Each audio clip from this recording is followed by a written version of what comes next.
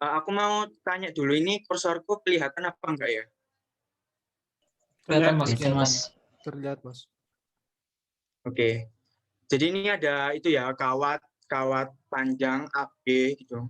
Sebenarnya kalau misalkan dikelompokkan soal-soal tipe-tipe soalnya itu ada 3. Kawat AB atau kawat ya, kawat lurus yang berhingga dan kawat lurus yang tak berhingga. Kalau misalkan kalian teman-teman lihat di buku paket atau mungkin di file yang diberikan oleh dosen kalian, rumus-rumus yang diberikan oleh dosen kalian itu berbeda antara rumus yang berhingga, kawatnya berhingga, dan kawat yang tidak berhingga. Tapi sebenarnya rumus yang kawat tidak berhingga ini asal usulnya juga dari kawat yang berhingga, sebenarnya sama aja gitu. Cuman lebih diringkas sehingga kesannya terlihat rumus yang berbeda. Nah, tadi udah 2 aku sebutin. Yang satu lagi apa? Sebenarnya yang satu lagi itu adalah apa ya? Cabang dari kawat yang berhingga. Jadi ada dua kawat ya. Kawat yang berhingga itu ada 2 jenis. Jadi misalkan kawat, ini juga kawat, anggap aja ini lurus ya. Nah, soal yang satu itu titik P-nya itu diletakkan di sini. Ini sesuai ini titik P, sesuai soal yang kita bahas pada kesempatan kali ini. Yang satunya titik P-nya itu biasanya di sini. Jadi yang satunya di ujung kawat, yang satunya itu di tengah-tengah, bisa di sini, bisa di sini, bisa di sini. Pokoknya nggak di ujung gitu. Jadi mungkin ada 3 ya, yaitu tadi yang kawat berhingga itu ada 2 jenis, dan yang satunya kawat yang tak berhingga itu ada 1 jenis. Terus rumusnya apa sih? Rumusnya dari kawat kita kan nyari tahu medan listrik, rumusnya apa? Sama sebenarnya rumusnya ya. Ini mungkin udah rumus jadinya. Kalau misalkan teman-teman mau cari tahu turunan dari rumusnya ini, asal usul dari rumusnya ini gimana, mungkin bisa dilihat di buku paketnya masing-masing ya. Rumus umumnya ini kawat berhingga, kawat tak berhingga, ataupun kawat yang titik P-nya diletakkan di ujung kawat ataupun titik P-nya diletakkan di tengah-tengah itu sama. E sama dengan K kali muatan persatuan panjang atau lambda. Lambda ini muatan persatuan panjang per panjangnya si kawat dikali kurung cos theta B min cos theta A I itu arah yang menunjukkan koordinat X ditambah sin theta B min sin theta A J, di mana J ini adalah koordinat yang menggambarkan arah dari koordinat Y. Nah, sebenarnya kita tinggal memasukkan sebenarnya karena udah langsung jadi gitu. Rumusnya itu udah langsung jadi. Jadi kalian nggak usah ribet-ribet nurunkan lagi rumus-rumusnya. Jadi udah 1 sebenarnya. Rumusnya ini tinggal 1. Meskipun kalian pakai yang kawat berhingga itu sama aja. Yang penting konsep tahu yang dimaksud itu apa, lambda itu apa, cos theta B-nya itu yang mana. Nah, mungkin dari teman-teman kebingungan gitu. Dari theta B, theta A itu sudut-sudut yang mana gitu. Ya, mungkin dari theta B ya. Theta B itu adalah sudut yang mengapit ini ya, sudut yang mengapit antara PB dengan garis P tegak lurus AB. Jadi ini ada misal ini B ya. Ini B, ini ada B, ini ada A. Nah, theta B ini adalah garis sudutnya di sini. Garis yang mengapit antara sudut yang mengapit antara garis BP dengan garis P tegak lurus AB. Jadi titik P ini ditarik tegak lurus, di mana ini sudutnya 90. Nah, itu garis tegak lurusnya P dengan kawat AB. Sedangkan theta A ini adalah garis yang mengapit antara sudut yang mengapit antara garis P tegak lurus kawat AB dengan garis AP. Jadi kalau theta A ini adalah hubungannya sama AP, sedangkan theta B hubungannya sama PB. Bedanya cuma di situ, sama-sama dari titik P tegak lurus kawat AB. Karena di soal itu titik P itu diletakkan di ujung diletakkan di salah satu ujung kawat ini, yaitu di sejajar atau sejajar dengan titik A ini, maka theta A-nya ini bisa dikatakan 360 derajat atau dapat dikatakan 0 derajat. Kenapa kok bisa dikatakan 0 derajat? Karena garis P tegak lurus kawat AB dengan garis AB itu sama. Karena sama-sama ya. Ini kan kalau dilihat garis P tegak lurus AB, ya ini aja gitu. Garis P tegak lurus AB ya ini. Dan garis AP juga sama-sama ini. Maka sudutnya theta A ini adalah 0 derajat. Atau mungkin kalau ditarik gini 360 derajat, sama aja gitu. Jadi mungkin teman-teman dipahami dulu konsepnya, karena kalau tahu konsepnya gamblang sudut-sudutnya, nanti kalian bisa paham juga gitu. Kalau misalkan kawat itu tidak berhingga, rumusnya seperti apa. Oke, mungkin itu untuk sudutnya. Kita hapus dulu.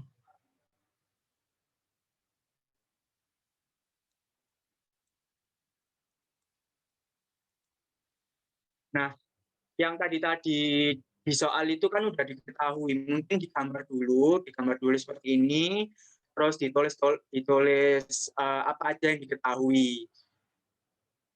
Muatan P, muatan AB, panjang AP, koordinat A, koordinat B, koordinat B.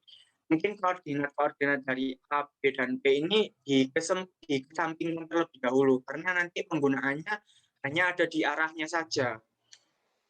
Jadi mungkin nggak usah bingung kalau misalkan diletakkan di mana ya koordinatnya. Cuman yang pasti hitungannya dulu seperti apa gitu. Terus dari rumus ini kita udah tahu K-nya seperti apa, terus panjang AB-nya seberapa, theta B-nya itu dari mana sampai mana, theta A-nya juga udah tahu 0 derajat. Nah, tapi yang kita nggak tahu adalah muatan persatuan panjangnya. Berarti kita cari tahu dulu muatan persatuan panjang dari kawat AB-nya. Ya, mungkin gampang aja ya, lambda mungkin ya. Lambda sama dengan QAB per AB. Nah, ini udah diketahui 5 kali 10 pangkat 5 kolom per meter. Udah tinggal masukin aja. Hanya mungkin kita udah tahu 9 kali 10 pangkat 9 dikali 5 kali 10 pangkat 5 per AP-nya itu panjang dari AP ya. Panjang dari AP itu adalah 0,3. Ini 0,3 meter. Karena tadi kayaknya 3 kali 10 pangkat 30 cm ya. Berarti 0,3 meter. Ini rumusnya itu mungkin bukan AP ya. Kalau kalian, karena ini aku tulis kenapa AP, karena garis AP dengan P tegak lurus A ini sama gitu.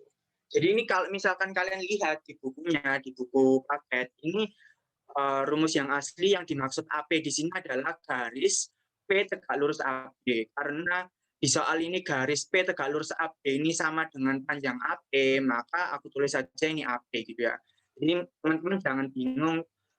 Nanti di soal kalau misalkan keluar kalian tulis AP, padahal yang dimaksud itu bukan AP yang sesungguhnya gitu. Jadi ini sekali lagi mungkin AP yang dimaksud di soal ini adalah garis P tegak lurus AB. Tinggal masukin aja terus cos theta B-nya, karena ini 3, ini 4, ini pasti garis miringnya udah pasti 5. Berarti cos samping ini 3/5. 3/5, mungkin cos theta A karena 0 derajat berarti 1. I ditambah sin tetanya ini adalah sin tetanya sin depan sin depan per miring 4/5 dikurangi sin tetanya karena sin 0 adalah 0 ditulis 0 min C gitu ya. Terus tinggal ditulis saja dirapikan gitu lah ya. Sama dengan hasilnya min 0,6 kali 10 pangkat 6 I ditambah 1,2 kali 10 pangkat 6 J Newton per kolom. Dan ini masih besaran yang itu ya, belum besaran yang ini masih vektor gitu, bukan besaran skalarnya. Ini masih vektornya, besaran vektornya. Kita juga perlu mencari besaran skalarnya. EP sama dengan akar ini dikuadratkan seperti rumus Pythagoras biasa. Hasilnya 1,34 kali 10 pangkat 6 Newton per kolom. Kemudian arahnya, ini aku tulis arahnya ini ada alfa sama beta ya. Ini yang arah ke atas, ini kan ada 3 arah ya. Arah ke atas ini adalah theta, ini yang ke atas ini bukan theta A ya, yang ke atas ini adalah beta, cuman yang theta A ini menggambarkan yang melingkar ini tadi. Yang ke atas ini beta, yang ke samping kiri ini alfa, menyesuaikan sama koordinat Y dan koordinat X. Terus kemudian kita perlu tahu arah alfa atau arah beta. Ini kan arah alfa, cara menghitung arah alfanya sama dengan arcus cosinus dari min 0,6 kali 10 pangkat 6 per 1,2 kali 10 pangkat 6 J. Ini dari sini, jadi kalian bisa cari dari sininya. Jadi cosinus alfa sama dengan 120 derajat dari sumbu X, karena alfa ini menggambarkan sumbu X. Kemudian betanya sama dengan, ini langsung aja 90 min 120 derajat sama dengan min 30 derajat dari sumbu Y. Sebenarnya kalau misalkan kalian nggak menuliskan arahnya juga nggak apa-apa, karena memang yang dicari atau dari besaran vektor ini sudah menggambarkan gitu, nggak perlu cari arahnya juga nggak apa-apa. Yang penting ada besaran vektor dan besaran skalarnya. Terus kemudian dari soal B disuruh mencari gaya yang ada di titik P akibat kawat AB gitu ya. Dari rumusnya mungkin kalau kita udah tahu kuat medan listriknya, kita tinggal mengalihkan dengan muatan yang ada di titik P, yang kita ketahui bahwa muatannya itu 10 pangkat min 7. Nah, yang dikali itu bukan besaran skalarnya, bukan besaran skalarnya, tapi besaran vektornya. Karena kalau misalkan kalian cari tahu besaran vektor, kalian kali besaran vektornya terlebih dahulu, kalian kesusahan untuk mencari tahu besaran vektornya. Jadi kita cari tahu besaran vektor dari gayanya, baru kita cari tahu besaran skalar dari gayanya. Dan kebetulan kalau misalkan ini mungkin kalau kita cari tahu dulu gaya skalar ya, gaya skalarnya mungkin sama dengan gaya medan listriknya, karena kebetulan muatannya itu mudah 10 pangkat min 7.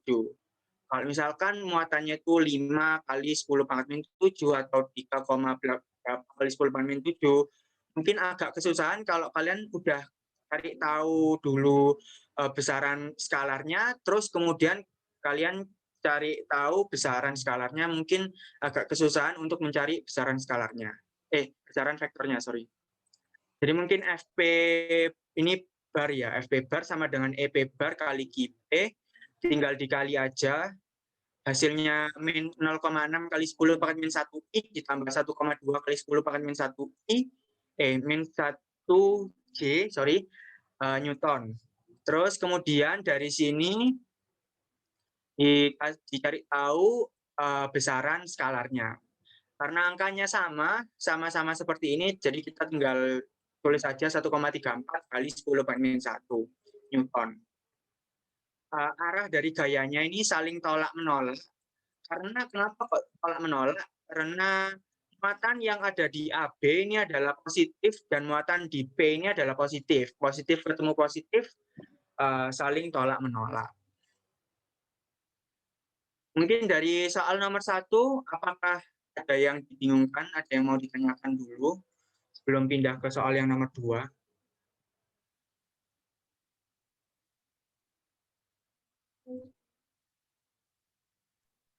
Saya izin bertanya, Mas. Itu kan Ya, gayanya dalam bentuk skalar ya. Itu Mas emang harus dikali sama vektor medan listriknya ya, atau karena Mas tulis kayak gitu aja?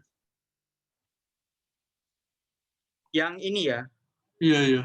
Kenapa nggak langsung di skalar, kali skalar aja? Ini sebenarnya juga tergantung soal sih sebenarnya. Karena ini kemarin nggak tahu kenapa aku langsung nulis saja refleks kayak gini. Mungkin karena apa ya, lebih enaknya mungkin dari seperti ini gitu. Sebenarnya kalau misalkan langsung ditanya di soal itu distrik kan, kalau misalkan ditanyakan gaya gaya skalarnya ya kalian bisa aja langsung cari gaya skalarnya. Karena di soal tadi itu kalau nggak salah itu nggak dispesifikan gayanya yang dimaksud itu gaya skalar atau gaya vektornya. Nah, mungkin dari aku sendiri ngerjainnya itu jawabnya dua, gaya vektor dan gaya skalar. Nggak harus sebenarnya, tergantung soalnya. Oh, oke, oke. Kasih, Mas. Ya, sama-sama. Ya, mungkin dari teman-teman yang lain ada yang dibingungkan, yang ditanyakan dari soal yang nomor 1.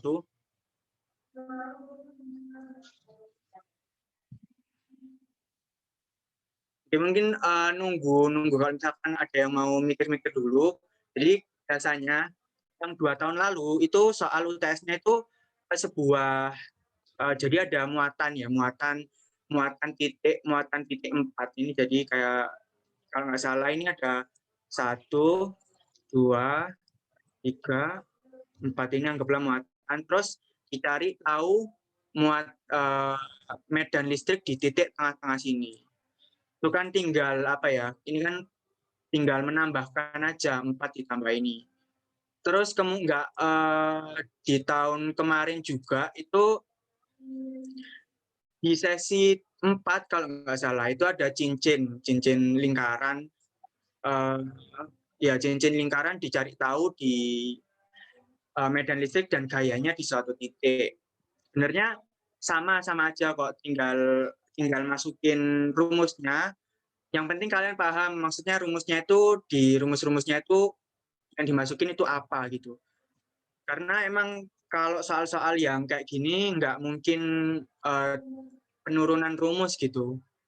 Jadi tinggal mungkin ada penggabungan kawat dengan cincin, itu kan misalkan yang sulit ya. Tapi setahu aku sih nggak pernah gitu. Jadi cuman kawat aja atau cincin aja atau mungkin lingkaran atau gimana. Jadi dari teman-teman sendiri mungkin bisa dibaca atau dipahami rumus-rumus yang ada di modul atau di buku paket atau catatan-catatan yang diberikan sama dosen kalian masing-masing. Ya, mungkin kalau nggak ada aku lanjut di soal yang nomor 2 ya.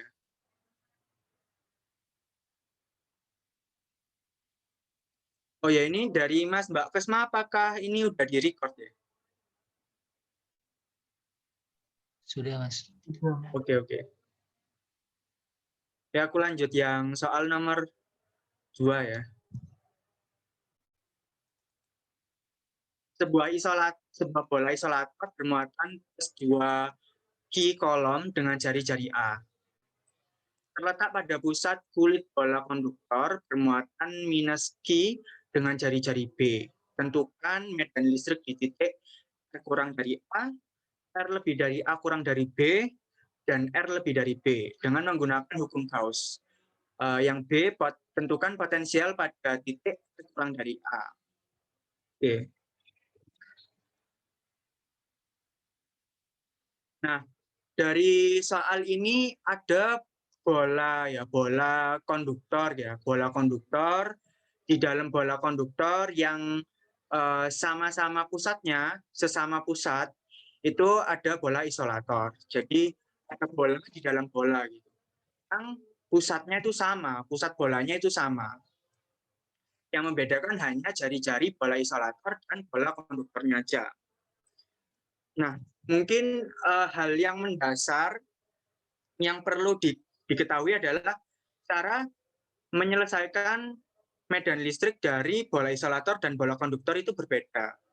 Bola isolator itu muatan-muatannya tersebar secara merata. Muatan-muatannya tersebar secara merata. Jadi ibarat kata bola isolator adalah bola yang pejal. Nah, kemudian bola konduktor ini adalah muatan-muatannya hanya terletak pada kulit-kulit bolanya saja. Jadi kalau misalkan diasumsikan bola konduktor ini adalah bola yang berongga, sangat-sangat berongga, jadi cuma ada kulitnya aja tapi di dalamnya kosong. Sedangkan bola isolator adalah bola yang kejal. Oke ya. Nah, karena perbedaan tersebut, perbedaan kejal dan berongga itu menyebabkan penyelesaian atau hukum Gauss-nya tetap sama, tapi penyelesaiannya untuk mencari medan listriknya berbeda. Dan perlu diketahui ya dan ini perlu diingat banget, medan listrik itu menghitungnya dari pusat bola ke luar sampai tak berhingga. Sedangkan untuk menghitung potensial listrik dihitung dari yang tak hingga sampai ke pusat bola. Ya, mungkin langsung aja dari R kurang dari A ya, R kurang dari A. Nah, gimana caranya kita menghitung gitu ya? Gimana caranya kita menghitung medan listrik dari bola isolator maupun bola konduktor? Sebenarnya sama-sama menggunakan hukum Gauss. Integral tertutup PdA sama dengan Q in per epsilon 0. Tapi permasalahannya adalah Q in-nya ini yang berbeda-beda. Q in-nya ini tergantung dari analisis soalnya atau analisis dari bola-bolanya. Bagaimana bola isolatornya di dalam atau bola konduktornya di dalam atau bagaimana tergantung soalnya. Jadi Q in-nya ini yang perlu dianalisis terlebih dahulu sebelum menghitung. Jadi nggak sembarangan Q in-nya. Nah, yang ditanya ini adalah R kurang dari A. R kurang dari A tidak sama dengan R sama dengan A. Jadi ibarat kata diasumsikan. R, aku misal mengasumsikan bahwa R ini bisa aja setengah A, R ini bisa aja 3/4 A, R ini bisa aja 1/4 A. Yang penting adalah R ini bukan A. Kita pengen tahu medan listrik di R, di mana R ini kurang dari A. R ini bisa setengah A, bisa 1/4, bisa 3/4, atau yang lainnya. Pokoknya R ini kurang dari A. Dan bola isolator ini adalah bola yang pejal. Sedangkan kita hanya pengen tahu muatan atau istilahnya kan Q in kan muatan ya, muatannya dulu. Muatan dari R ini, muatan dari bola isolator ini hanya muatannya R, bukan muatannya A. Yang kita ketahui muatan di soal itu adalah muatan si A, maksudnya muatan bola satu full. Sedangkan yang kita butuhkan, yang kita cari adalah muatan sebagiannya. Kalau misalkan kita punya gelas full volumenya 100 mili, kita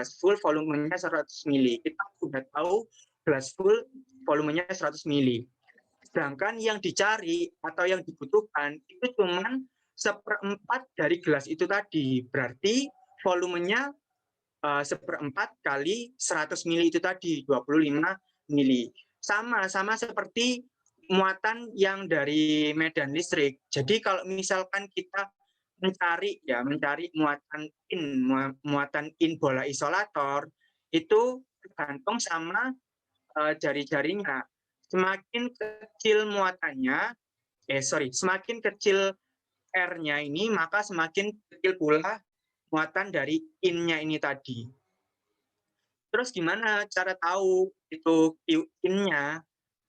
Nah, kita harus cari tahu dulu apa yang menjadikan sama antara bola pejal dengan jari-jari R dengan bola pejal yang berjari-jari A.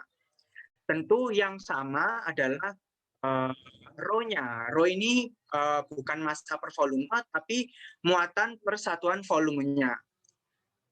Jadi ini kita mencari tahu Q in-nya dulu ya, muatan rho R sama dengan rho A. Rho R sama dengan Q in per Q in ini yang kita cari, Q in per volumenya dengan jari-jari R sama dengan Q out atau ya Q out per volume dari jari-jari A. Yang kita ketahui Q out ini adalah sama dengan muatan A sama dengan plus 2Q. Intinya kita tinggal kali silang aja, Q in sama dengan plus 2Q kurung R pangkat 3 per A pangkat 3. Terus kemudian langsung aja dimasukkan integral tertutup EdA sama dengan Q in per epsilon 0. Ini langsung aja sebenarnya, cuman ini agak formalitas sih sebenarnya. Dikali ini luas bolanya 4pi R kuadrat sama dengan Q in-nya plus 2Q kurung R pangkat 3 per A pangkat 3 per epsilon 0. Didapatkan hasil E sama dengan 2Q R per 4pi epsilon 0 A pangkat 3 Newton per kolom. Nah, ini jadi muatan dari R kurang dari A. Kalau misalkan dicari di soal disuruh mencari medan listrik R sama dengan A, pasti jawabannya adalah Q in-nya udah pasti plus 2Q gitu. Plus 2Q. Sebenarnya dilihat dari sini sebenarnya udah kelihatan ya, ini kan Q in berarti R pangkat 3 per A pangkat 3. R pangkat 3 kan yang kita cari dibandingkan dengan yang yang diketahui gitu. R pangkat 3 per A pangkat 3. Terus lanjut untuk medan listrik R lebih dari A kurang dari B. Sama sebenarnya integral tertutup EdA sama dengan Q in per epsilon 0. Nah, antara A dan B ini kosong atau berongga, sangat-sangat berongga, tidak ada muatan sama sekali. Muatannya itu terletak di bola pejal, bola isolator, dan ujung-ujung atau kulit dari bola konduktornya. Q in-nya berarti apa gitu ya? Q in-nya berarti gimana cara menentukan Q in-nya? Q in-nya dilihat dari pusat. Tadi aku bilang medan listrik itu dilihat, perhitungannya itu dilihat dari pusat bola sampai ke tak hingga. Jadi dari dalam keluar gitu kan ya. Karena dari dalam ini istilahnya kita keluar ya, keluar terus sampai di A, AB lah ya, sampai R lebih dari A kurang dari B, maka R lebih dari A kurang dari B ini telah melewati satu bola pejal utuh. Satu bola pejal utuh. Berarti muatannya itu dianggap sama dengan bola isolator, bola pejal ini, yaitu plus 2Q per epsilon 0. Berarti E-nya sama dengan 2Q per 4Q epsilon 0 R kuadrat Newton per kolom. Terus kemudian R lebih dari B. Sama-sama integral tertutup EdA sama dengan Q in per epsilon 0. Karena kita lihatnya dari itu ya, dari dalam, dari pusat gitu. Kita awal-awal mula-mula melewati bola isolator plus 2Q. Terus kemudian dari R lebih dari A kurang dari B itu tidak ada muatan, berarti muatannya masih tetap plus 2Q. Terus kemudian keluar melewati bola konduktor atau kulit bola konduktor yang muatannya min Q, berarti Q in-nya 2Q min Q, tinggal Q. Berarti E sama dengan Q per 4Pi epsilon 0 R kuadrat N per C. Jadi kalau misalkan nanti di soal, nggak tahu ya gimana soalnya seperti apa, kalau tiba-tiba aja dibalik, isolatornya di luar, terus kemudian konduktornya di dalam, teman-teman nggak perlu bingung gitu. Yang penting konsepnya paham kan, kalau misalkan konduktor ini muatan-muatannya hanya ada di kulit-kulitnya saja, sedangkan isolator ini bagaikan bola yang kecil, muatannya tersebar secara merata. Dan kalau misalkan mencari Q-in juga harus diperhatikan, apakah itu udah melewati bola isolator atau bola konduktor, di mana Q-in ini dilihat dari pusat ke luar bola atau ke luar sampai tak berhingga gitu. Jadi ngelihatnya dari pusatnya terlebih dahulu. Misal kita balik. Bola yang di dalam ini adalah bola konduktor dan bola yang di luar ini adalah bola isolator. Dan soal yang pertama, medan listriknya tentukan R kurang dari A. Udah pasti dan otomatis medan listriknya 0. Karena apa? Karena di dalam bola A ini adalah rongga kosong, tidak ada apa-apanya, tidak ada muatannya, maka juga tidak ada medan listriknya. Jadi kalau udah paham konsepnya perbedaan dari bola konduktor dan bola isolator, nggak perlu bingung menyelesaikan. Nah, berbanding terbalik dengan medan listrik, kalau misalkan potensial listrik itu dikerjakan atau diselesaikan, dilihat dari bidang terluar atau bidang yang tak terhingga sampai ke dalam menuju pusat lingkaran. Rumusnya sebenarnya satu. Rumusnya itu adalah V sama dengan min integral tak hingga sampai pusat E dr. E ini medan listrik, dr ini jari-jarinya.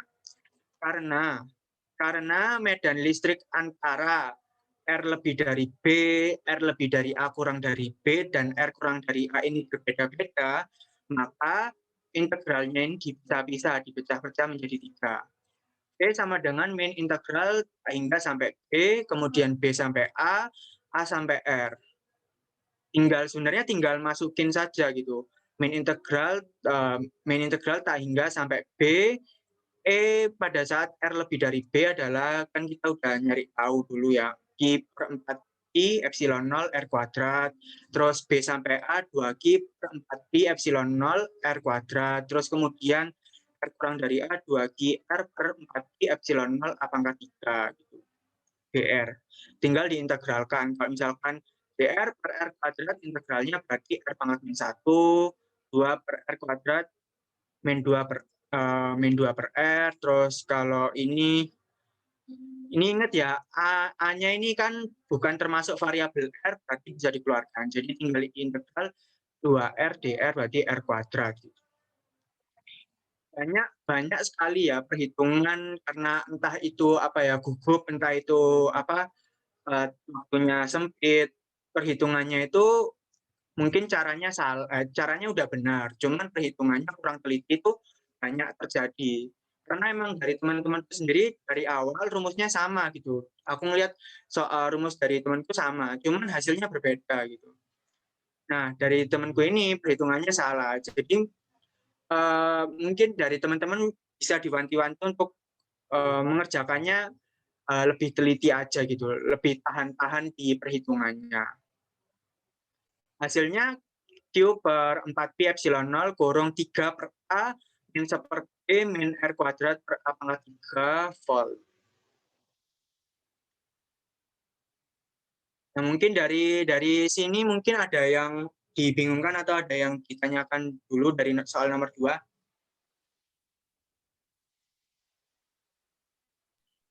Ayo, yang mau tanya silakan.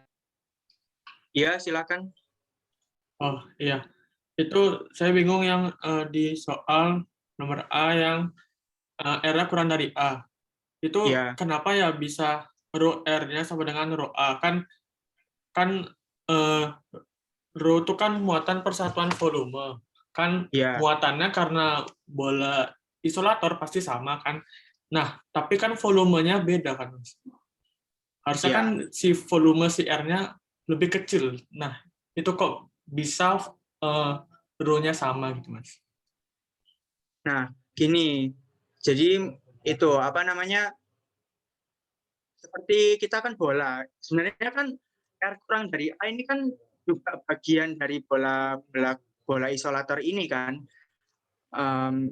Ya, mungkin ini ada ini bola A. Sedangkan yang kita cari adalah bola R gitu. Ini bola A, ini bola R. Ini sama-sama bola isolator, sama-sama bola isolator, sama-sama bola pejal. Dan komponennya itu juga sama. Yang membedakan adalah volumenya. Yang membedakan adalah volumenya. Muatan, jadi muatan ini anggaplah seperti massa gitu ya. Anggaplah seperti massa. Massa dalam artian kilogram gitu. Misal kalau andai-andai bola pejal gitu kan ya, bola pejal ini jari-jarinya adalah 1, sedangkan yang R adalah setengah. Volumenya udah pasti beda. Dan masanya itu juga pasti beda. Jadi tadi kan teman-teman mengatakan bahwa Q atau muatan dari bola yang R dengan bola yang A ini sama. Mungkin aku meluruskan enggak ya teman-teman. Jadi muatannya itu berbeda gitu. Jumlah muatannya itu berbeda. Kenapa jumlah muatannya berbeda? Karena volumenya berbeda. Ya, karena volumenya berbeda maka jumlah muatannya berbeda gitu. Anggaplah gini ya, anggaplah seperti kalian punya ember gitu. Kalian punya ember. Kalian takar gitu. Kalian takar, oh ternyata 100 ml. 100 ml. Terus kemudian kalian timbang 100 ml itu berapa ya gramnya? Oh ternyata didapatkan 100 ml itu adalah 200 gram, katakanlah 200 gram. Terus kemudian padahal yang kalian butuhkan itu cuma 50 ml gitu. Berarti kilogramnya dari 50 mm itu 50 ml itu berapa? Berarti kan pastinya tinggal 50 ml per 100 ml dikali 200 kg kan gitu kan. Sama aja gitu. Sama aja, sama-sama seperti rumus massa per volume. Jadi itu suatu satuan bola isolator itu adalah bola yang sama gitu loh. Bola isolator A maupun bola isolator R itu adalah bola yang sama, cuman kita hanya mengambil sebagian dari bola A gitu. Maka yang sama dari bola A dan bola R adalah rho-nya atau muatan persatuan volumenya.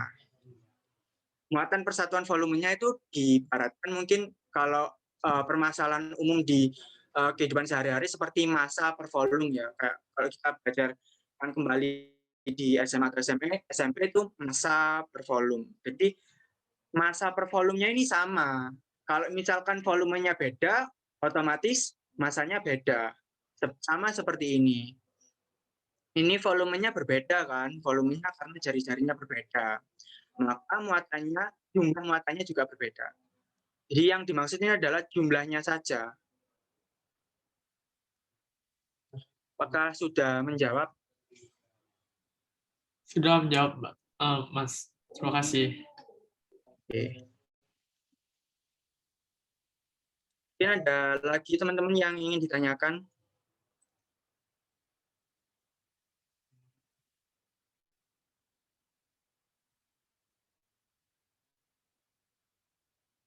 Mungkin kalau aku bisa itu sih, bisa ngasih saran. Dan menurutku yang materi agak susah memang bola seperti ini karena perlu analisis. Nggak langsung memasukkan rumus seperti soal yang nomor 1. Dan nggak ada persiapan lain selain latihan soal sendiri, latihan soal mandiri. Jadi soal-soal yang ada di buku praktik itu coba teman-teman kerjakan sendiri, terus kalian diskusikan mungkin sama teman-teman, atau mungkin kalau misalkan ada yang dibingungkan bisa ngechat aku, nanti mungkin aku kasih kontak kontak lainku gitu. Karena sepengalamanku juga soal-soal yang ada di UTS itu nggak jauh berbeda dengan soal-soal yang ada di buku paket. Soal-soalnya mirip-mirip kok, bahkan ada yang sama gitu, tinggal soal UTS sama kayak soal yang di buku paket, sama-sama angkanya juga. Jadi itu aku pernah kejadian gitu. Jadi kalian latihan-latihan yang banyak gitu yang di soal buku paket. Mungkin kalau nggak ada pertanyaan sekarang bisa aku lanjut di soal yang nomor 3. Mungkin kalau teman-teman ada yang mau ditanyakan di soal nomor 2 mungkin di akhir sesi ya. Nanti aku bakal kasih file ini kok, tenang aja. Soal yang nomor 3, sebuah kapasitor pelat sejajar mempunyai luas penampang A. Jadi luas penampang A itu ini, kapasitor pelat sejajarnya itu ini. Jadi pelatnya itu ini ya, yang di ujung-ujungnya. Terus kemudian jarak antar pelat ini adalah D, dan di antara kedua pelat disisipkan bahan dieelektrik dengan konstanta K1, K2, dan K3 yang disusun seperti pada gambar. Tentukan A, gambar kombinasi kapasitor seri paralelnya yang dibentuk oleh ketiga bahan dieelektrik. Kedua, tentukan kapasitansi total kapasitor tersebut. Dan yang ketiga, jika kapasitor tersebut dihubungkan dengan beda potensial V, maka tentukan muatan dan energi yang tersimpan pada kapasitor tersebut. Oke. Ini mungkin banyak juga yang terkecoh mungkin ya. Ini udah aku gambarkan seperti ini. Yang pertama, soal pertama tentukan gambar rangkaian paralel serinya seperti apa sih bahan dieelektrik atau kapasitor atau kapasitansi ini. Jadi ini ada dua pelat ya, Ini ada K1, ini ada K2 dan K3. Hubungan ya, ini aku jelaskan hubungan K1 dengan K3 ini adalah seri. Sedangkan K1, K3 dengan K2 ini paralel. Bisa seperti kayak gini. Mungkin aku kasih contoh juga gini. Ini ada pelat ya, sama. Terus ini gini. Ini gini. 1, ini 2, ini 3. Nah, ya, ini kan berbeda gitu ya, berbeda dengan ini, gambarnya berbeda dengan ini. Terus gimana yang seri, gimana yang paralel? Coba kita lihat analisis sih, K1 dengan K3 ini adalah seri. Sedangkan K1 K3 ini adalah K1 K3 dengan K2 ini adalah paralel. Ya berarti sebenarnya gampang aja gitu ya. 2 dengan 3 ini paralel. 2 dengan 3 ini paralel. Sedangkan 2, 3 dengan 1 ini seri. Ya, seri. Jadi kalau atas bawah 2, 3 ini paralel, kalau menyamping seperti ini seri. Ini kan K1, K3 menyamping ya. Itu seri. 1, 2 ini 1, 2, 1, 3 ini menyamping seri. K2 dengan 1, 3 ini atas bawah paralel, 2, 3 ini juga atas bawah paralel. Nah, mungkin dari rangkaiannya kalau dari gambaran ini ya, seperti ini ada gini.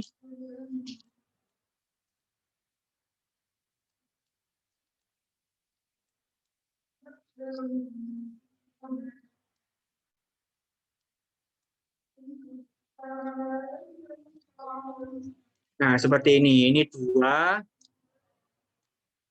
ini 3, dan ini 1. Tapi juga bisa ya, gambarnya itu pelatnya itu bukan seperti ini, pelatnya ada sini, pelatnya ada gini, terus ini misal ada bahan dieelektrik ya, terus ini ada bahan dieelektrik juga. Ini juga ada bahan dielektrik. Ini 1, ini 2. Nah, yang membuat seri dan paralel sebenarnya kita harus melihat dulu posisi dari pelatnya itu seperti apa. 2 dan 3 ya, 2 dan 3 ini sudah dipastikan paralel. Sedangkan 2, 3 dengan 1 ini seri. Jadi yang dilihat ini kalian tinjau dulu pelatnya itu posisinya seperti apa. Baru kalian bisa menentukan serinya seperti bagaimana, Pak, paralelnya bagaimana gitu.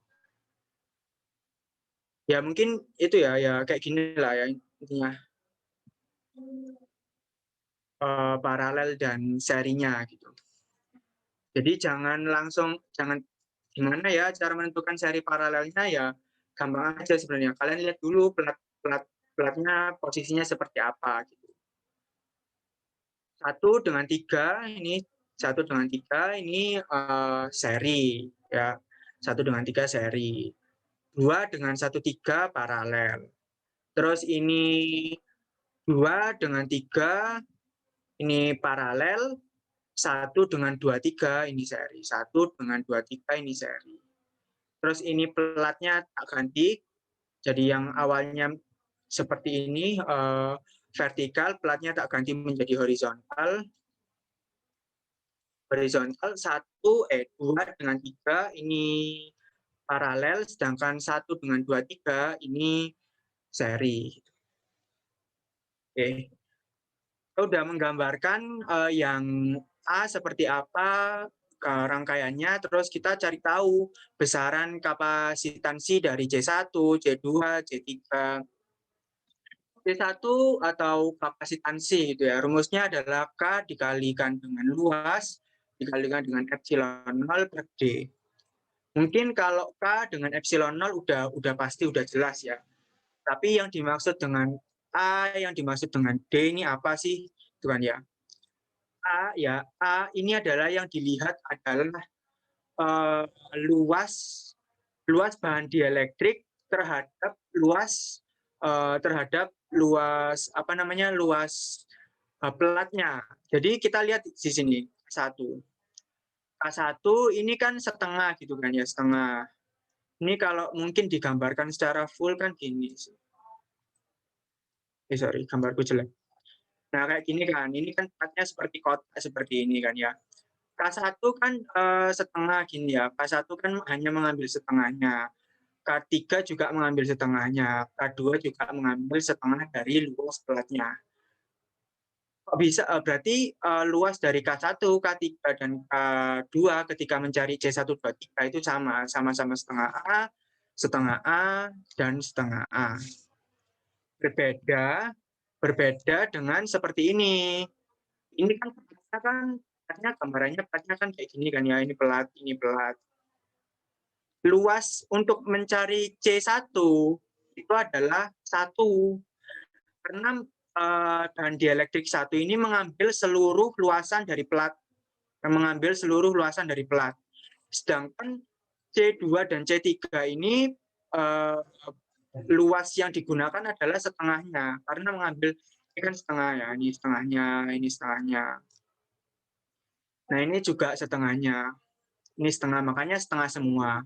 Kalau yang di sini, C1-nya juga luasnya 1, karena mengambil seluruh luas dari pelatnya ini. Sedangkan 2 dan 3 setengah juga. Tapi soal nggak selalu setengah, bisa aja ini 1/4, ininya 3/4 bisa. Jadi depends on soal kalian besok temui seperti apa. Terus yang dimaksud D, karena diketahui K3 ini, D itu panjang ya, istilahnya panjang dari bahan dielektrik. D-nya K3 ini 3/4 D, yang udah dikasih tahu di soal tadi, 3/4 D, berarti K1-nya 1/4 D, dan K2-nya itu adalah D. K2-nya adalah D. Nah, kalau seperti ini, misalkan ini D-nya, misal ini 3/4 ya, berarti C2 D-nya 3/4, C3 D-nya juga 3/4. Nah, sedangkan yang satu D-nya 1 ini adalah 1/4. Jadi kalian pahami dulu apa sih yang dimaksud dengan D, yang untuk menentukan D-nya itu seperti apa, terus menentukan A-nya, luas yang dimaksud A-nya itu luas yang mana. Karena banyak banget pengalaman salahnya itu karena salah persepsi dari A, dari D-nya ini salahnya di situ kan. Emang banget karena soal seperti ini menurutku soal yang apa ya gampang dan harus benar gitu. Kita udah tahu C1, C2, dan C3 udah tahu ya K1 kali setengah A kali epsilon 0 per 1/4 D, hasilnya seperti ini. C2, K2 kali epsilon 0 setengah A per D, hasilnya seperti ini. Dan C3 sama dengan K3 epsilon 0 setengah A per 3/4 D, hasilnya seperti ini. Nah, setelah itu kalian hitung lagi kapasitansi totalnya. Ini masih kapasitansi satuannya, belum kapasitansi totalnya. Sama ya, sama seperti rangkaian biasa. Kalau rangkaian seperti ini pasti kita hitung dulu yang seri dulu kita hitung, terus habis itu kita paralelkan. Kalau yang seperti ini kita hitung dulu paralel antara 2 dan 3 baru kita serikan. Karena soalnya ini diserikan terlebih dahulu baru diparalelkan, berarti kita cari dulu C13-nya seperti apa. Kapasitor atau kapasitansi itu berbeda hitungannya dengan mencari resistansi atau resistor. Kalau resistor itu kalau seri kan ditambah biasa. Kalau paralelnya baru pakai seper-seper. Berbanding terbalik dengan kapasitor, kalau kapasitor serinya itu malah yang seper-seper. Sedangkan yang paralelnya kapasitor ditambah biasa. Jadi mudah, jadi 1 per C13 sama dengan 1 per C1 ditambah 1 per C3. Ya, kita masukkan, terus ketemu 1 per C13 sama dengan dikali kurung K3 plus 3K1 per 2 epsilon 0 A K1 K3.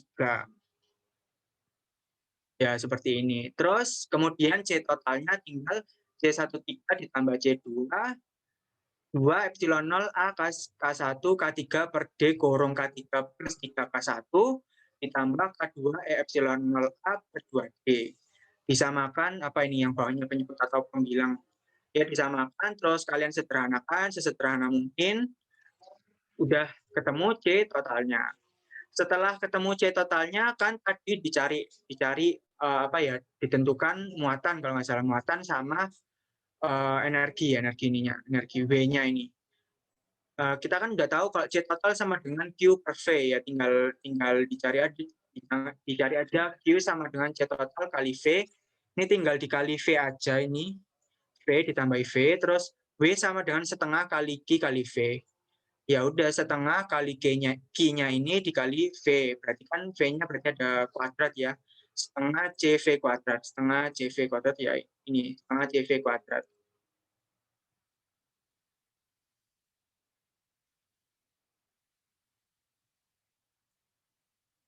Dan udah ketemu.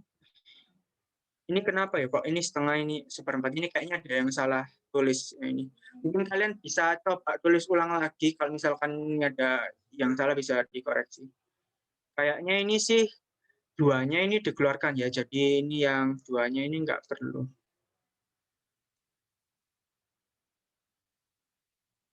Ya, ini seperempatnya keluar.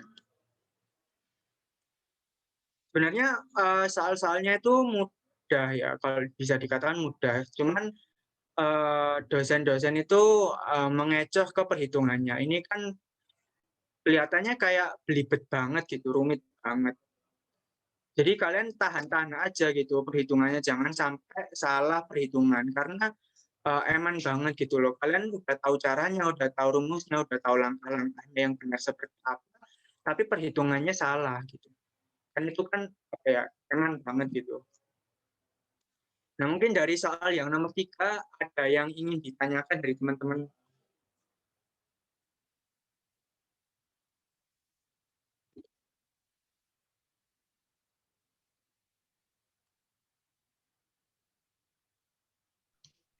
Kepada peserta, jika ada pertanyaan yang ingin disampaikan, silakan.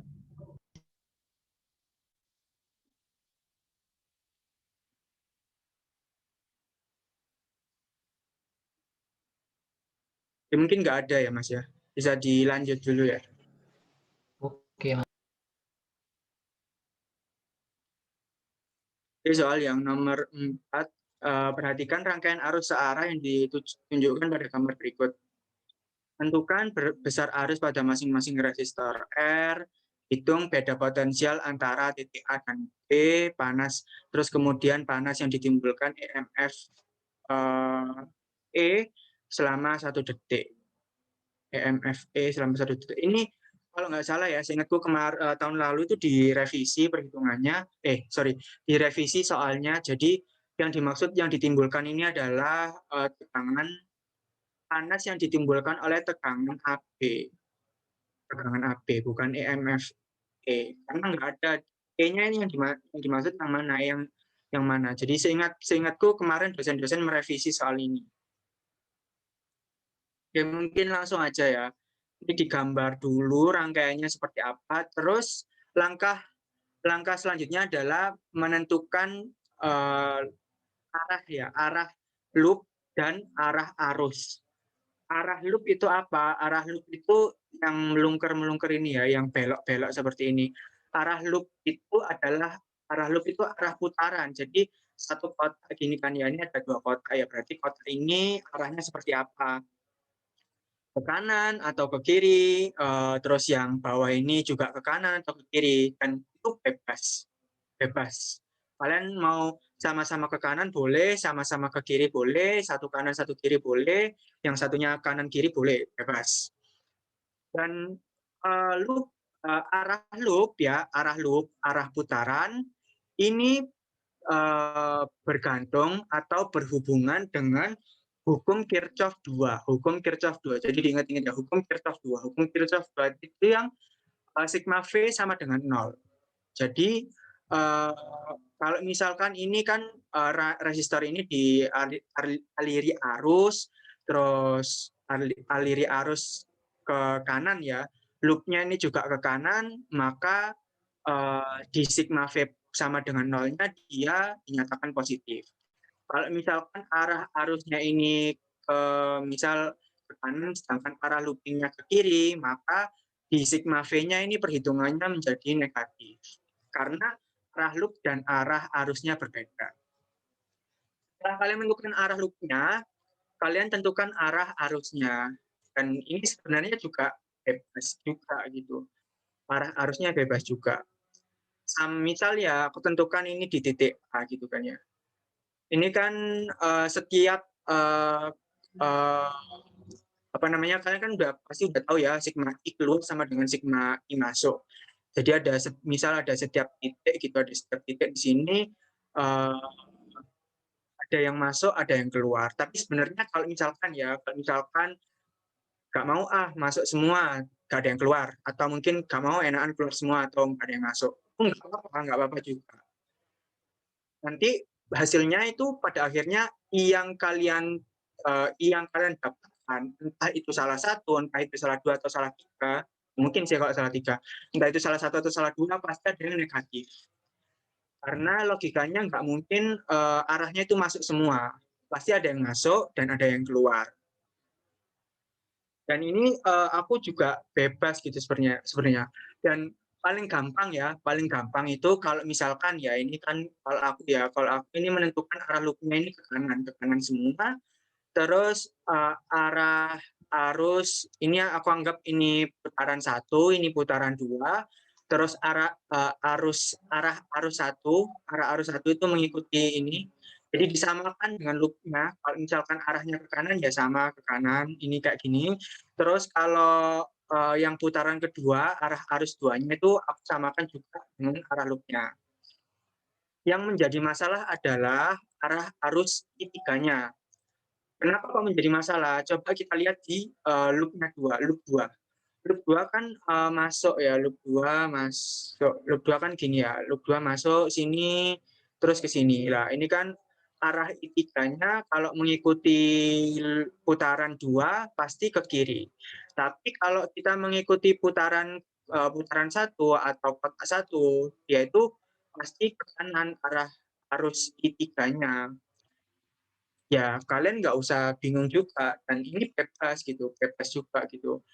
Kalian mau I3-nya ke kanan, I3-nya ke kiri itu juga bebas. Tapi aku random aja, langsung I3-nya ke kiri gitu. Berarti sebelum itu kalian karena kan udah tahu ya sigma I keluar sama dengan sigma I masuk. Yang keluar I2 sedangkan yang masuk I3 dan I1 berarti I2 sama dengan I3 plus I1. Terus loop 1 kita coba lihat kita tinggal loop 1 ya, loop 1. Loop 1. Loop 1 ini kan masuk ya, masuk di sini, masuk di sini. Karena garis tegangan ini yang kita temui terlebih dahulu adalah garis yang lebih panjang, maka positif. 42.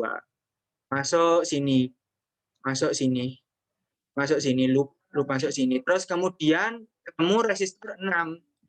Ketemu resistor 6 berarti kita sebenarnya plus ya, plus 6 dikalikan dengan I yang mengalir pada resistor ini. Karena I yang mengalir pada resistor ini adalah I3 dan I3 ini arahnya itu berbanding terbalik dengan arah loopnya. Jadi loop 1 ini melihatnya adalah loop.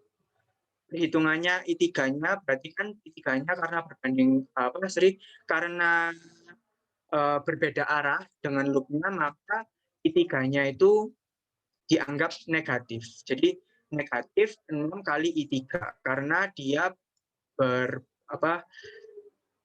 tidak sama arahnya dengan loopnya. Terus ditambah dengan 5 kali arus yang mengalir pada resistor 5 ohm ini. Karena arusnya kan mengikuti I1 ya. Arusnya ini sama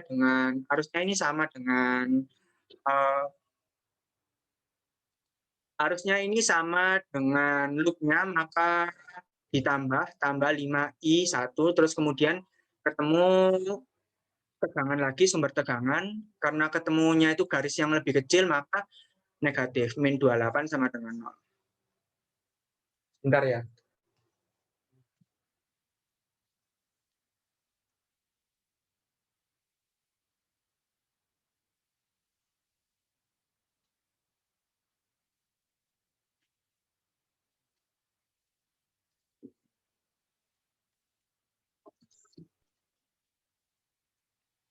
Nah, terus lanjut loop 2. Loop 2 ini kita masuk di sini. Loop 2 masuk di sini. Loop 2 kita ketemu yang namanya resistor 6. Resistor 6 ohm. Karena loop 2, arah loop 2 dengan I3 ini sama, maka dia dinyatakan positif 6I3. 6I3, terus kemudian ketemu sumber tegangan, tapi ketemu garis yang lebih kecil, jadi minus 42 ditambah dengan 3I2, karena arah arus dan arah loopnya sama, plus 3I2 sama dengan 0. Hasilnya kalian ya biasalah substitusi, hasilnya 5I min 6I3 sama dengan min 14, sama I1 tambah 3I3 sama dengan 14. Dikali ketemu hasilnya I1 sama dengan 2A, I3 sama dengan 4A, dan I2 sama dengan 6A. Kalau misalkan I1 ini ya, ini kita berandai-andai. Kalau misalkan I1 ini aku ketemunya min 2. Berarti I1-ku yang telah aku tetapkan tadi itu adalah kebalik. Berarti harusnya itu ke atas gini. Ke atas kayak gini. Jadi kalau misalkan hasilnya min, itu kemungkinannya itu antara kalian perhitungannya yang salah atau angkanya benar, cuman arahnya saja yang salah. Itu bisa jadi gitu. Dan kebetulan ini 2A, 4A, dan 6A. Maksudnya kebetulan positif semua. Terus kita disuruh mencari VAB. VAB itu adalah V yang seperti ini. V yang di sini. V yang di AB itu mengikuti loop aja gitu, mengikuti loop aja. Mengikuti loop, kalian bisa mengikuti loop 2 atau loop 1. Misal ya, kita coba di loop 2. Loop 2 kan ya 6. 6 dikali I3, 6 kali I3 sama dengan 24. Terus ketemu 42 sama dengan 24 kurangi 42 sama dengan min 18. Dan apakah itu salah atau benar? Enggak salah. Karena emang ditinjaunya dari situ, dari loop 2. Tapi kalian juga bisa meninjau dari loop 1 gitu. Kita VAB ini kan tambah 42, ketemu kan VAB 42. Terus karena 6 ini ya, 6 ini arah arusnya ini berbeda dengan loopingnya, maka 6 dikurangi 6 kali 4. Maka 42 dikurangi 64, 6 kali 4, 2 kurangi 24, 18 volt. Mungkin lebih amannya itu adalah VAB, berarti dari A ke B ya. VAB dari A ke B berarti ikuti loop yang loop 1 ini aja. Tapi sebenarnya VAB, VBA itu sama aja, cuman arahnya aja. Karena memang tegangan itu ada yang negatif, ada yang positif. Pasti ada yang negatif, ada yang positif. Oke, terus kemudian dicarilah panas ya, panas dari AB. Ini aku tahun lalu ya ngerjain P kali T, P sama dengan V kali I kali T. P sama dengan 1. I-nya adalah yang mengalir di AB pasti I3 sama dengan 4. Terus V-nya ini aku tulis 42 kali 4, 168 Joule. Dan ternyata ini salah. Karena ya salah gitu. Karena kalau AB itu kita panas AB itu nggak hanya sumber tegangan aja yang dilihat, tapi juga ada resistor ini. Berarti gimana? Ya berarti V-nya ini adalah karena arusnya udah pasti sama, berarti V-nya itu adalah 42 dikurangi 24, yaitu 18. Sebenarnya kalau kita jeli itu P kali T kan ya. P adalah V kali I kali T. V-nya ini adalah VAB, I-nya ini juga IAB. Jadi VAB kali IAB kali T. Berarti yang benar adalah WAB sama dengan 18 volt dikali 4 sama dengan 72 Joule. Nah, mungkin dari sini sampai sini ada yang ditanyakan dari teman-teman, ada yang dibingungkan?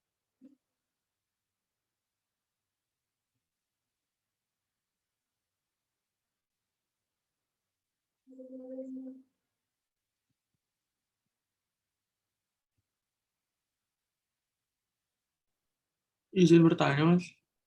Iya, silakan. Itu yang perhitungan VAB, yang sigma Ya. I kali R, itu kok bisa min 24 ya?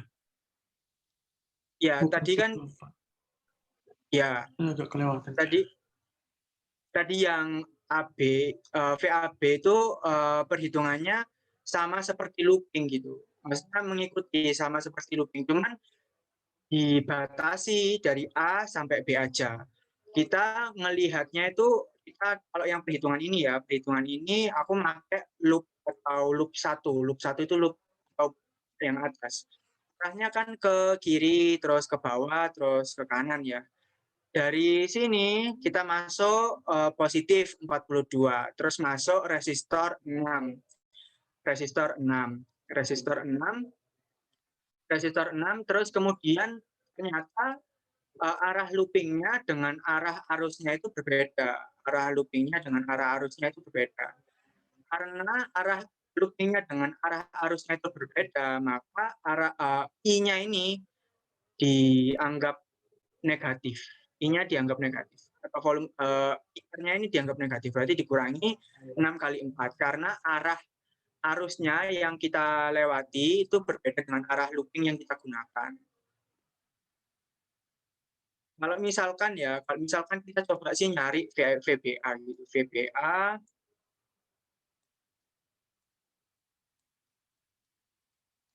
VBA kan kita pakai putaran atau looping yang bawah, looping yang kedua. Masuk ke resistor yang 6. Oh, ternyata arah arus I3 dengan looping yang kita gunakan itu sama gitu arahnya. Berarti 6 dikalikan dengan 4. Terus ketemu sama sumber tegangan. Ternyata garis yang kita temui ini adalah garis yang kecil. Garis yang kecil berarti menandakan negatif, berarti dikurangi 4, 2. Hasilnya sama, cuman yang satu ini adalah min 18, yang satu adalah 18. Jadi arah pada looping ini sangat-sangat berpengaruh. Looping ini kalian tentukan dari awal ya, jadi yang ditentukan paling utama itu loopingnya dulu. Karena arah looping ini sangat berpengaruh pada sigma V sama dengan 0. Sigma V sama dengan 0 atau hukum Kirchhoff 2.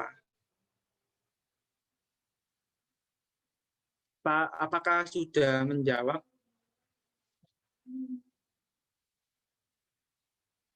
Sudah, Mas. Sudah. Terima kasih, Mas. Oke. Ini juga soal-soal setipe ini ya, soal-soal setipe ini itu banyak banget di buku paket. Dan saranku sih ya, soal-soal tipe-tipe kapasitor, soal-soal tipe-tipe rangkaian seperti ini, itu jangan sampai kalian salah gitu. Karena ini tuh soal-soal yang agak lebih mudah dibandingkan dengan soal-soal analisis bola-bola kecil, bola besar konduktor isolator seperti ini. Kan ini juga kan yang rangkaian ini kan mungkin dari SMA kalian udah dapat kan. Jadi kalian pastiin aja lah, kalian banyak banget kok di buku, kalian bisa coba satu-satu gitu. Ya mungkin dari teman-teman yang lain ada yang ditanyakan mungkin dari soal yang 61, 2, 3, atau 4 yang masih dibingungkan.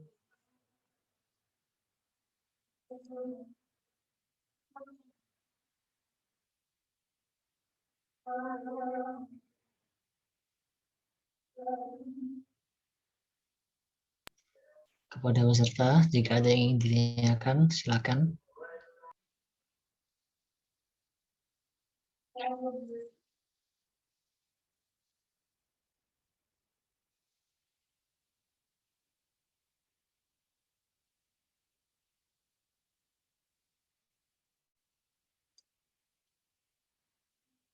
Ya mungkin kalau misalkan nggak ada pertanyaan lagi, bisa aku kembalikan ke Mas Ian atau Mas Arel, Kesma dari Matekom.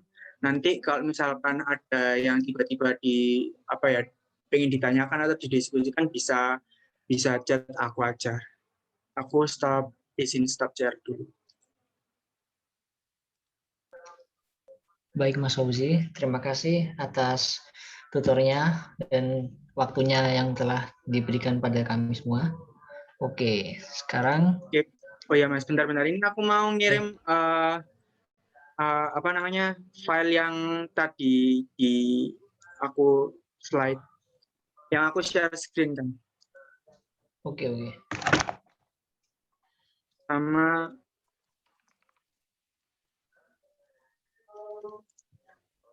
mungkin aku kirim di chat ya.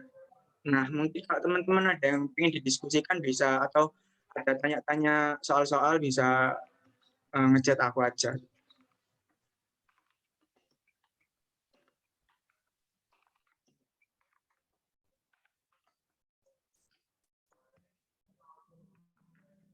Oke. Kepada peserta, dipersilakan untuk mengisi form feedback yang telah ada di kolom chat. Dan juga jika ingin mengutak Mas Fauzi, dipersilakan untuk menghubungi via line yang ID-nya telah di-share di kolom chat juga.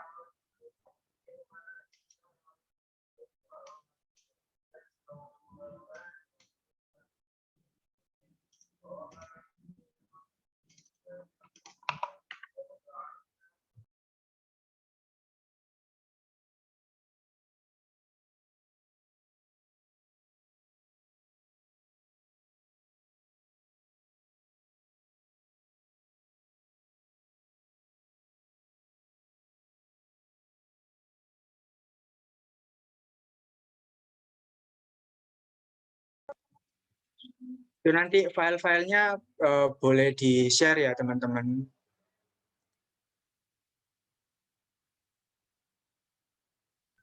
Oh iya, sebelum kita mengakhirinya, saya minta waktunya dulu untuk Mas Fauzi dan teman-teman untuk bisa on cam karena akan dilakukan sesi dokumentasi. Terima kasih.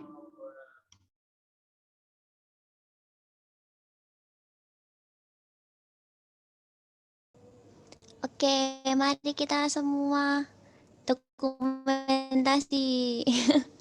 sebelum pulang. Maaf, sebelum diselesaikan. Oke, kalau gitu karena slide-nya cuma satu. Cam, ayo. Oke.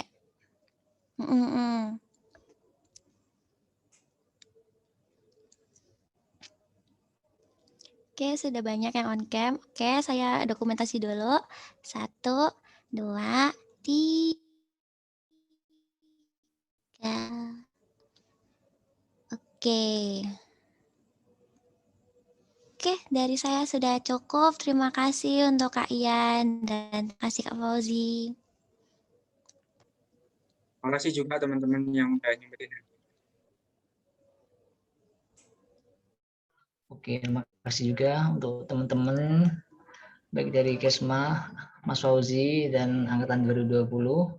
Semoga apa yang dapat kita lakukan pada saat ini berkah dan menjadikan kita mendapatkan advantage ke depannya. Terima kasih. Sebelum kita mengakhirinya, alangkah baiknya untuk kita berdoa. Berdoa menurut kepercayaan masing-masing. Berdoa dimulai.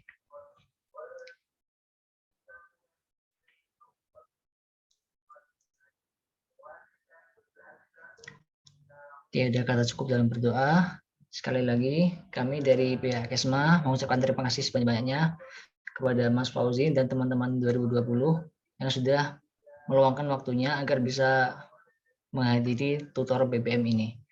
Terima kasih. Assalamualaikum warahmatullahi wabarakatuh. Waalaikumsalam warahmatullahi wabarakatuh. Terima kasih Mas, Mbak. Terima kasih Mas, Mbak. Terima kasih, Mbak. Ya. Terima kasih, Mas.